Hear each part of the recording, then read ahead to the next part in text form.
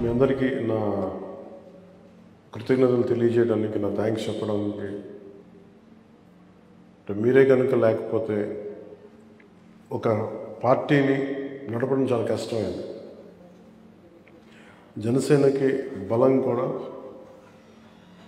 నేను మిమ్మల్ని నమ్ముతాను తప్ప నాయకులు ఉండాలి రావాలి, కానీ ఏ పార్టీకైనా ముఖ్యంగా మనలాంటి పార్టీకి మనం గెలుపులో ఎదగలేదు, ఓటమిలో ఎదిగాం. అలాంటి ఓటమిలో నిలబడి ఇంకా మీరు భరోసా ఇచ్చారు నాకు. అందుకని ప్రత్యేకించి నేను మీకు ధన్యవాదాలు తెలుపుకుంటూ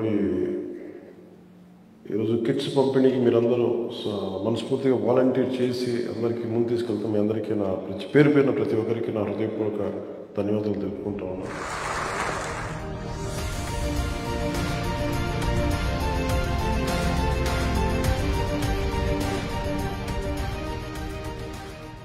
ఒక పార్టీ నడపడం చాలా కష్టసాధ్యమైంది. పార్టీ ప్రారంభించినప్పుడు నాకు నిజంగా ఏ ఐడియా లేదు, ఏ అవగాహన కూడా నాకు లేదు. చెయ్యాలి అన్న ఒక్క మ్యాడ్ కమిట్మెంట్ తప్ప ఎలా నేర్చుకుంటాం, స్విమ్మింగ్ ఎలా నేర్చుకుంటాం, దూకే అంటే అంత మానసిక అంటే దాని ఏమంటే ఒక మెంటల్ బ్యాండ్ విడ్త్, అంత థింకింగ్ ఉందా మనకి. సో నేను అంతకుముందు మార్నింగ్ కూడా మీరు చూస్తుంటారా, మీరు ఎవరైనా వచ్చారు అక్కడికి? మార్నింగ్ వచ్చారు కొంతమంది, లైవ్ చూస్తుంటారు కదా. అంటే దేశం చాలా పిచ్చిది. ఎందుకు ఆ మ్యాడ్ కమిట్మెంట్ ఉందో నాకు తెలియదు. అంటే మేబీ అంటే హిస్టరీ చదువుతూ ఉంటే ఎంత సాక్రిఫైసెస్ జరిగినాయి, అంటే ఎంతమంది అంటే మనకి ప్రతిసారి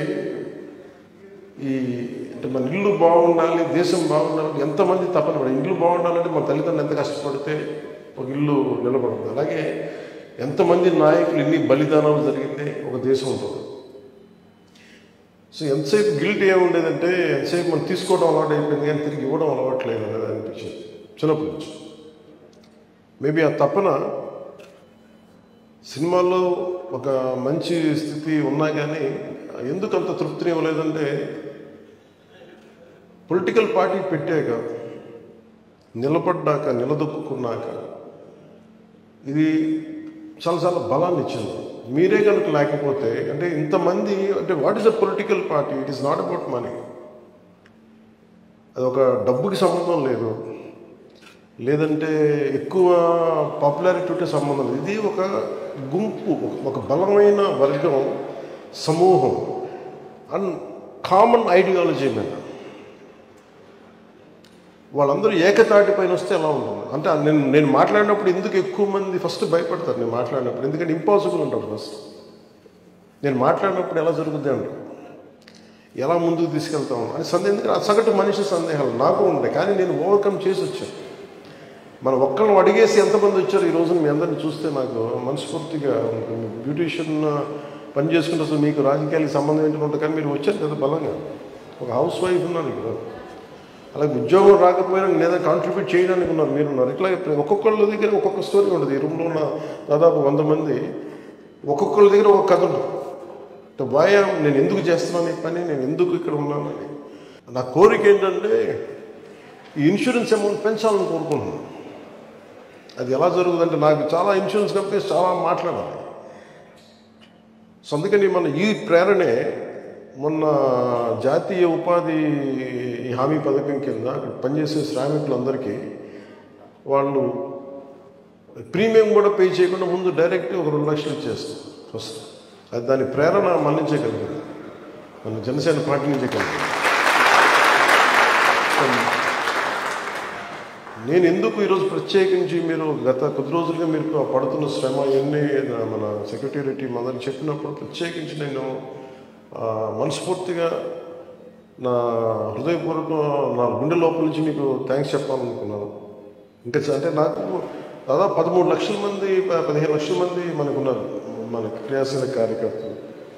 అంటే ఒక్కొక్క క్రియాశీలక కార్యకర్త అంటే మొన్న మధుసూదన్ గారు ఈజ్ అన్ యాక్టివ్ క్రియాశీల కార్యకర్త.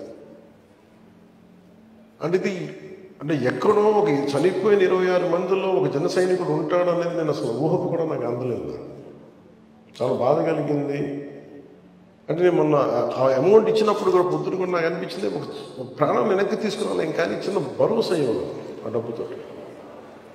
అలాగే నేను ఇంతమంది నన్ను విశ్వాసంతో నడుస్తున్నప్పుడు నేను ఎప్పుడు మీకు ఈరోజు మాట ఇచ్చినప్పుడు నేను మిమ్మల్ని ఇబ్బంది పెట్టే పనులైతే చేయను.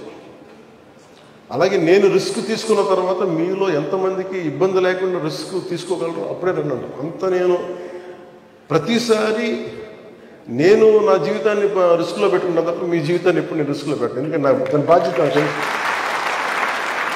అందుకని ప్రత్యేకించి ఈ సందర్భంలో మీరందరూ వచ్చినందుకు మనస్ఫూర్తిగా మీ అందరికీ పేరు ధన్యవాదాలు తెలుపుతున్నాను.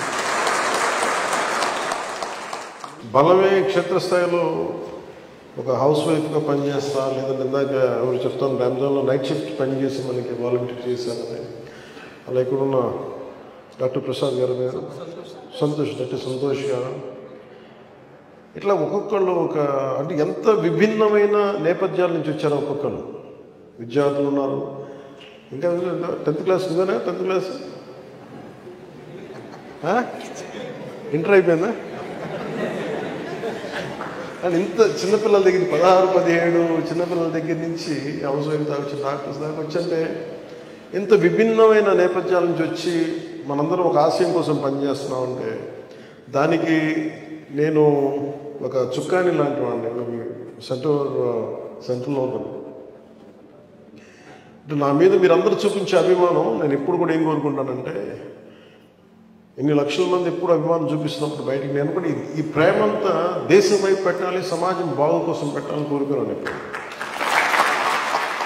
అలాంటి నాకు ఆనందకరమైనది ఏంటంటే, మనం పుడతాం ఏదో బతుకుతో చచ్చిపోతాం తప్ప if you live with a purpose, అది by end of the day ఎంత డబ్బులున్నా ఎంత పేరున్నా తృప్తి అది. కానీ కష్టాల్లో ఉన్న మనిషిని కనుక మనం అండగా ఉండగలిగితే, ఒక ఆశయం కోసం పనిచేయగలిగితే దానికి వచ్చే తృప్తి కాదు.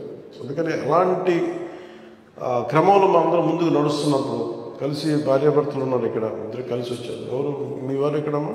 మీ ఇద్దరు. అట్లాగా సో మీ అందరికీ ప్రత్యేకించి ప్రతి ఒక్కరికి పేరు పేరున నా హృదయపూర్వక ధన్యవాదాలు తెలుపుకుంటూ, ఈ ప్రేరణతోటి నేను ఒకటే మనం చాలా నెలల నుంచి చెప్తా ఉన్నాను, ఇలా క్షేత్రస్థాయిలో ప్రతి ఒక్కరిని నేను ప్రతి నియోజకవర్గంలో చాలా త్రికరణ శుద్ధిగా పనిచేస్తూ ఒక ఆశయం కోసం పనిచేసే మన ఆశయాల కోసం పనిచేస్తున్న ప్రతి ఒక్కరి క్షేత్రస్థాయిలో పనిచేస్తున్న దానికి జన సైనికులు అనాలని, వీర మహిళలు అని, లేదంటే మరి ఏ పేరైనా పెట్టుకోండి, కానీ వీటన్నిటికంటే కూడా మీరందరూ నా ఆత్మబంధువులు. మీరే ఎన్ని ప్రాంతాలు, కులాలు, మతం, హద్దులు దాటి ఇక్కడ ఇందులో ఉన్నోళ్ళు ఎవరు ఒక్క ప్రాంతానికి చెందిన వాళ్ళు లేరు. విభిన్నమైన ప్రాంతాలకి, విభిన్నమైన కులాలకి, విభిన్నమైన మతాలకు చెందిన వాళ్ళు. సో నేను మానవత్వాన్ని నమ్ముతాను, కానీ కొన్నిసార్లు ప్రత్యేకమైన పరిస్థితుల్లో మాట్లాడతాను తప్ప ఈవెన్చువల్గా జాషువా గారు చెప్పినట్టుగా విశ్వనరుడే ఉన్నాను. అంటే అన్ని కులాలు, మతాలు, హద్దుల్ని దాటి విశ్వనరుడిగా ఉండాలి. సో ఆ క్రమంలో మనం ముందుకు వెళ్తున్నాం. మనస్ఫూర్తిగా మీ అందరి ఆశీస్సులు కావాలి, మీరు నాతోటి చేయి కలపాలి మనస్ఫూర్తిగా కోరుకుంటూ మరోమారు మీ అందరికీ ధన్యవాదాలు తెలుపుతూ సెలవు తీసుకున్నాను.